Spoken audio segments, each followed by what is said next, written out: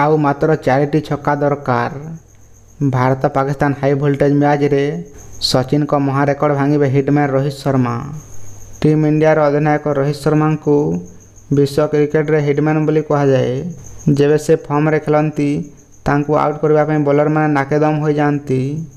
ତେବେ ବାଂଲାଦେଶ ବିପକ୍ଷ ମ୍ୟାଚ୍ରେ ମଧ୍ୟ ରୋହିତ ଶର୍ମା ଏପରି ନଜର ଆସିଥିଲେ। ଏହି ମହାମୁକାବିଲାରେ ସେ ମାତ୍ର 36ଟି ବଲରେ ଧୂଆଁଧାର 41 ରନର ଇନିଂସ ଖେଳିଥିଲେ। ରବିବାର ଦୁବାଇ ଅନ୍ତର୍ଜାତୀୟ କ୍ରିକେଟ ଷ୍ଟାଡିୟମରେ ଭାରତ ନିଜର ଦ୍ୱିତୀୟ ମୁକାବିଲା ପାକିସ୍ତାନ ବିପକ୍ଷରେ ଖେଳିବ। ବର୍ତ୍ତମାନ ସମସ୍ତଙ୍କ ନଜର ରହିବ ରୋହିତ ଶର୍ମାଙ୍କ ଉପରେ। ତେବେ ଏହି ମ୍ୟାଚ୍ରେ ରୋହିତ ଶର୍ମାଙ୍କ ପାଖରେ ଆଉ ଏକ ସୁବର୍ଣ୍ଣ ସୁଯୋଗ ରହିଛି।